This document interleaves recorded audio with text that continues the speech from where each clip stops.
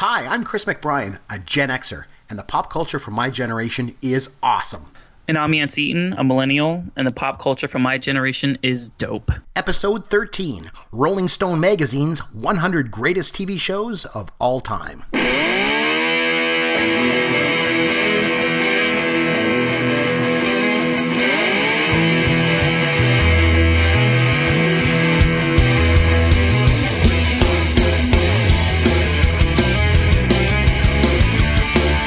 Hey, Chris McBrien here, along with Yancy Eaton, and this is Pop Goes Your World. Yancy, big show, as always. What's going on, brother?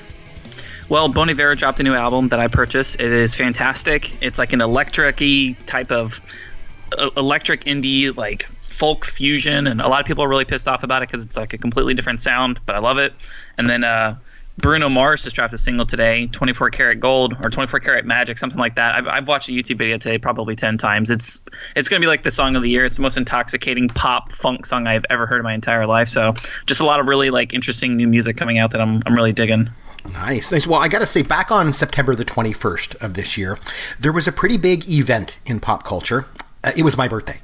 But in addition to that, Rolling Stone Magazine released their list of the top 100 TV shows of all time. Now, keep in mind, there was no like arbitrary sort of critiques involved. Like they didn't take into account ratings or critical favorites or anything. So what they did was they did a poll of TV sort of insiders, like actors, directors, and critics and writers, producers. I'm not 100% sure if they let guys like the Best Boy or the Key Grip in. I don't know. But they allowed like people to put any shows they wanted to on their list, and then the editors of the magazine then took the individual list and compiled like a master list of the top 100 TV shows of all time. And I think the best thing about doing lists of anything related to pop culture, as we know all too well around here, is that it usually sparks a lot of debate. You know, it gets people talking, and that's exactly what we're going to do this week. So are you ready to get started? I am more than ready, Christopher. Let's go. Tina Fey, Bill Murray, Bill Hader, Gilda Radner, Andy Samberg, Eddie Murphy, Kristen Wiig, Dan Aykroyd, Fred Armisen, John Belushi. Okay, so Yancy is a subscriber to Rolling Stone Magazine. And Yancy, you actually brought it to my attention that they did this list, and then you suggested, hey, we should do this here on the show. So let's talk a little bit about this list. And if anybody that's listening, if you want to find the list, you know, if it's already past the time when you can get it on the newsstand, you can just go to rollingstone.com. And it's available on there. It's the 100 greatest TV shows of all time. First thing I'd like to talk about, when we make lists, people always complain that we leave things off. You know what I mean? And that's perfectly natural. You know what I mean? Like, who got snubbed? Why wasn't this person on your list? So let's start with that. So what would you say would be some notable TV shows that were left off of Rolling Stone's list for you?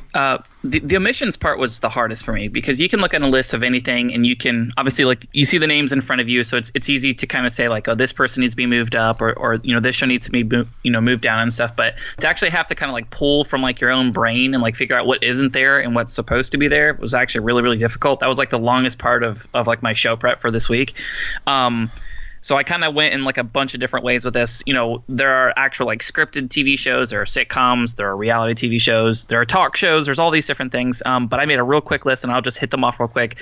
All of these I have seen with the exception of one, but I know that you're going to mention it, so I'll save it for last. King of the Hill, not on there.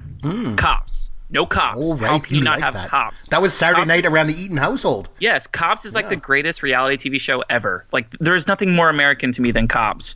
There was the Netflix special, the Black Mirror. I don't know if you ever seen it. It's set in like the very near future, but it kind of shows like how technology like takes like a hold of like our society and how things change. And it talks about all kinds of things like, you know, just Big Brother watching you and surveillance and all kinds of stuff. It's crazy. There was no Mr. Rogers' Neighborhood, and I'm not trying to be funny here. That's a fantastic show that still holds up really, really well. There was no 60 Minutes. I don't know how that's possible. No 60 Minutes, no Andy Griffith Show, and Nova on PBS. That literally has been on the air since 1974, and they didn't even make a mention of it. Not even an honorable mention. Not even in the 100th or 99th. To me, that's just egregious. I can't believe it. But the last one that I did want to say that was not in here, I've personally never seen it like we've talked about in the past, but I know you love it. No WKRP in Cincinnati. Yes, I know. Actually, you know what? I'm going to ask you to quickly give me your top 5 TV shows in just a bit later in the show. But we'll just say that one of my top 5 didn't make the Rolling Stones list either. We're going to get to that shortly, but you just hit it on the head. But we'll get to that in a bit. I was a little surprised, like you were, to not see the Andy Griffith Show on there. The same goes for the Beverly Hillbillies. I think it should have been. There's one I didn't think about, Now, of course, they didn't make any mention of some of the luminaries that I love, like Small Wonder, Hello Larry, or even Here Comes Honey Boo Boo. So, but you know what? We should actually. That just brings to mind. We should probably do an episode of the worst TV shows of all time. Remind me about that later. Yes. That could be fun. We'll make sure and do that. So, I guess to flip it around a bit. So, which TV shows then you think made the list, but maybe shouldn't have made the list, in your opinion? This was much, much easier for me. Okay, so first off, they had Survivor on there. It was towards the back of the list, but Survivor to me is the most unoriginal, unimaginative show that has ever existed. It is literally the same iteration, season after season after season that they constantly build upon. It is not still in the air because it's good. It's still in the air because it has a niche, and viewers like that one particular thing. They like that format. I don't think it's creative at all. The Walking Dead. This is going to upset a lot of people because I know a lot of people like it, but trying to think about how I feel about The Walking Dead, I'm comparing it to baseball. In baseball, everybody loves right now, and we want to crown who's ever the man right now as like the greatest of all time. Everybody jumps on them, and we talk about them, do think pieces, and we try to compare them like historically to like players who played in the past. But you have to detach yourself from your emotions, and that's why there's always that that window of several years before you can actually elect somebody into the Hall of Fame. You know what I mean? Like if I retired tomorrow and I was beloved, everybody would want me to just be a shoo-in for the Hall of Fame. Everybody does this with The Walking Dead. It is not a good series. It is poorly scripted. It's poorly acted. It's poorly cast. The plot holes, just the lack of character development. It is the most like unfulfilling, unrewarding, pointless show that just drags on mercifully. I mean, as it's progressed, AMC has basically just destroyed this show, and it's so high on this list that like I can't take it. Lastly, 24. I've only watched like 4 or 5 episodes of it, and I know it has like a really loyal, like passionate fan base. But I'm sorry, Jack Bauer, that show is like the corniest thing I have ever seen. I am not a 24 fan. That is like, it's like cringeworthy to me how incredibly corny that is. Not a big Kiefer Sutherland fan at all. So wow. What about you? What are some shows that you stuck out that you're kind of like, you know what? Like this kind of like rubs me the wrong way. Yeah, for me, I noticed a couple. Key and Peele jumped out at me. Party Down, Broad City are 3 that just come to mind. I'll tell you what, though. I think now, and I just as an aside, I did a guest spot with you the other day on my old podcast, Dear Mr. Fantasy, and the guys were talking about their favorite TV shows of all time, and we kind of broke into that conversation. We were talking a bit about this show, and the thing that kind of stuck out in my mind when those guys were talking, and then when I take a look at this list as well, I think there's a lot of recency bias that goes into lists like this. And I mean, yes. Like, I represent Gen X on this show, so I almost feel like it's my job, to sort of champion shows from the 70s and 80s. But there seems to me like there's a lot of recency bias. And I sort of agree with what you're saying and the comparisons you make to baseball players is I think you need to be around for a couple years, and have some longevity and really kind of hold the test of time somewhat before you can really make the list. But for some of these newer shows, I was a little surprised that they kind of beat out shows like I said earlier, like Andy Griffith and Beverly Hillbillies. You're telling me Key and Peele is a better show than the Beverly Hillbillies in the history of television? Right. Come on. I mean, what? Broad City is okay. So Broad City is what it is. It's actually not a bad show, but it's better than the Andy Griffith Show. Really? Like, come on. I don't think so. That's what I would say. I think one of the issues with this magazine, and for the record, yes, I am a subscriber to it, but it's only because like my wife found like some free subscription on Reddit or something like that. So it's not like I'm like a willing, financial patron of the new magazine or whatever. But the thing about these lists, you got to understand, like you said, it does skew more towards like a recency bias thing, simply because like, they're in it for clicks, as cheap as that sounds. All these lists and stuff like that, they're really, really easy to do SEO optimization on it. If they're going to put in a whole bunch of shows that most of their audience has never heard of before, there's not going to be any traction there online. So obviously, like, it's advantageous for them to list shows that literally only had 2 seasons and are still in the air. You see what I'm saying? Yeah. I think it's kind of just like a ploy by the Rolling Stone I remember a couple of years ago, one of the most just, absolutely absurd things that I've ever seen somebody do was they named, I don't know if you remember this, but U2 came out with an album and they made it free for everybody on Apple. And all of a sudden people woke up and it was in their iTunes library and they couldn't delete it, right? It was just there. And, not everybody likes U2, obviously. It was a corny, kind of like stadium, like arena rock, but it was like really poorly done, hella corny, awful music videos, everything like that. Rolling Stone made it their album of the year. And I was just like, from then on, I was like, okay, listen, I need to proceed with caution with this. It is entertainment. I understand that. But it's just a lot of it just seems kind of like clickbaity. Look at us. What can we do, from a journalistic standpoint to kind of get attention? And I feel like the list kind of skewed towards that. But well, I understand what you're saying, and obviously there's the big emphasis on SEO and things like that when you do these sort of things, especially in the digital age, obviously. But if they're true to the process of what they're saying, which is that they polled insiders and took their lists and compiled this list based on that, then hopefully it would be devoid of any sort of, hanky-panky going on in terms of trying to, SEO things up in any way. So, hopefully they would be true to that process and just be reflecting what's, what the TV insiders are listing as their top shows. But either way, I think even if you ask TV insiders to do their lists, as they're saying that they did, there's recency bias there. I think that's pretty obvious. So, so every week we do a list. We, not every week, but most weeks we put together our list. So I'm going to ask you just quickly, because we've already been talking for a bit here. So what would your top 5 look like? So just give me your top 5 from 5 to 1, just with maybe a brief explanation of each of them. Okay, so number 5 is Louis, the FX show with Louis C.K. Wow. It's fantastic. No, it's one of the most mind-bending shows I've ever seen. It's phenomenal. I'm great. surprised it's 5 on your list though. That's good. No, that's good. That's good. Yeah. The Simpsons, that goes without saying. It's just fantastic. It's been around forever. The Office, not the UK version. I've watched a couple episodes on Netflix, but I'm just in love with the American version. It's well documented, my love for The Office. Number 2 was The Late Show with David Letterman. Again, one of my personal favorites. And number 1's Breaking Bad, which it's not like a super esoteric pick or anything like that. I think a lot of people echo my sentiments, and maybe that is recency bias there, but it's just a phenomenal show, incredibly well written, just layers and layers of depth and Easter eggs and just how the characters gel together and stuff. So, it's easily my number 1. Okay, so I'm going to start with a couple of notable mentions. The Mary Tyler Moore Show is absolutely iconic. I think every single sitcom that followed it to this day has borrowed from it in one way or another. And I think it's also, okay, so it's kind of tough to put a show near the top of any list that only lasted one season and just 18 episodes at that. But I think Freaks and Geeks is one of the top 10 TV shows of all time. It's that good.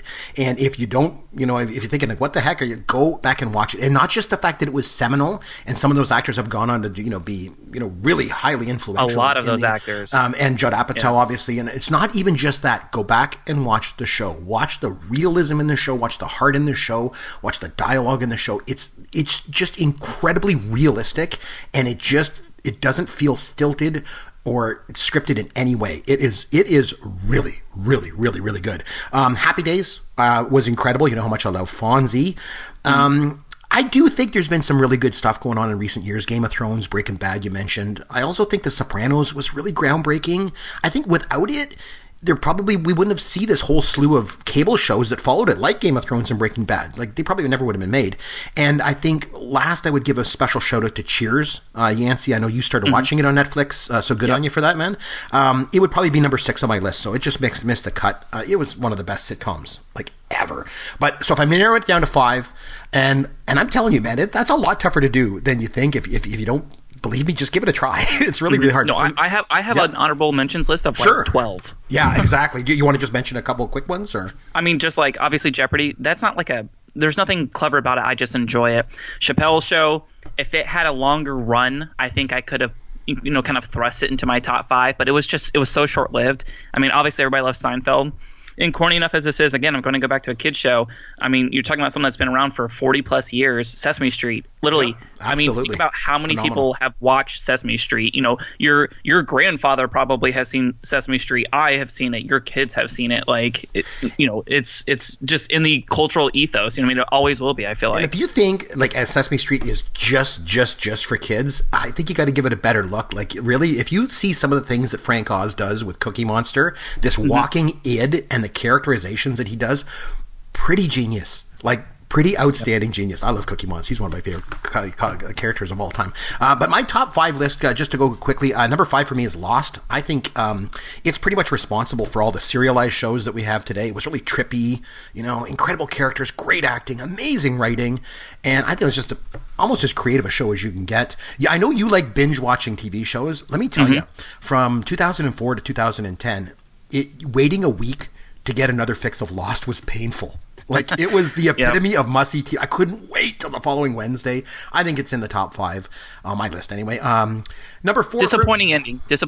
I didn't mind the ending. I thought the last show was good. So maybe we'll have to do a show on Lost and talk about that for sure. So like you mentioned, I think The Simpsons, when you take a show that's not just the longest running animated series in history, but the longest running scripted series of all time, I think it has to make the list. It's obviously funny and rude, but it's timeless.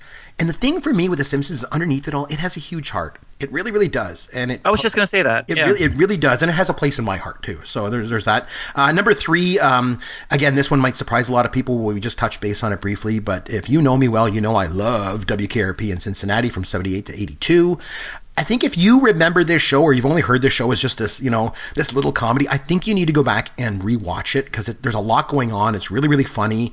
It has some of the most memorable characters in the history of television. And, I believe it's one of the best TV shows of all time. Number 2, I think if you want to talk about a show that broke all the rules when it came to television, I think the discussion begins and ends with my number 2, and that's MASH. I love MASH. It was a comedy, but there's these scenes of like surgeons covered in blood, and they're usually cracking jokes while they're covered in blood, and it's like surrounded by the realities of war.